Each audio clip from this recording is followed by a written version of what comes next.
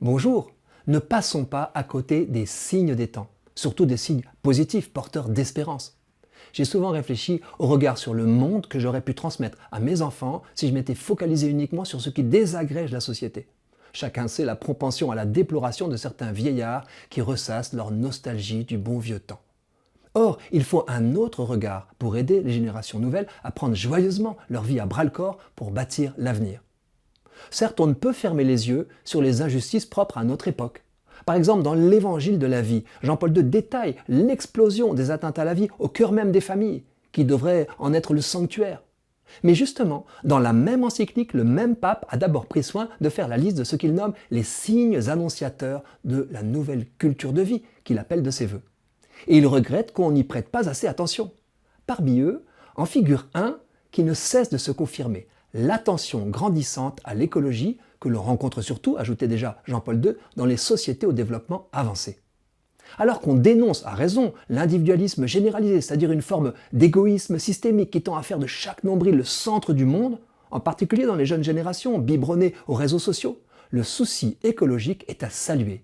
N'est-il pas, au contraire, porteur d'une attention au commun de l'humanité ? Vouloir transmettre aux générations futures une terre habitable, c'est faire preuve de responsabilité et de générosité. Non seulement la prise de conscience écologique, à rebours du repli sur soi, conduit au sens de la communauté, mais encore, elle peut même favoriser l'ouverture à la transcendance. Le fondateur du mouvement Créatio, l'américain Ricardo Simons, un ancien bouddhiste converti au catholicisme, l'a constaté dans les camps environnementaux qu'il organise pour les jeunes. Il explique que la proximité de la terre, en lien avec les communautés locales, est source de conversion. Je le cite, « Un contact constant avec la nature peut nous apprendre à souffrir, leçon difficile en soi et art perdu depuis longtemps pour de nombreux jeunes contemporains infectés par l'épidémie narcissique. » Il ajoute « Nos propres corps et la nature sont l'arène incarnée dans laquelle nous pouvons chaque jour embrasser la chair du Christ. » Simons voit en effet sur le terrain que travailler sur la terre, prendre des repas avec les pauvres et marcher pendant des heures avec des ampoules aux pieds peuvent nous ouvrir la voie de Jésus qui a vécu toutes ces choses lui-même. Dans les chantiers de réhabilitation de la nature, des jeunes passent ainsi de la déploration individualiste à l'action communautaire, puis à la prière.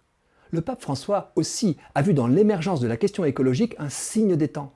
À partir d'elle, son encyclique Laudato Si propose un renouvellement pastoral. Qu'une saine écologie soit un chemin privilégié vers le Christ, cela ne devrait pas nous étonner. La terre aussi est un merveilleux sanctuaire de la vie. Et l'Évangile répond à la soif de chaque époque. Que le souci écologique soit une porte d'entrée vers le ciel, c'est une bonne nouvelle.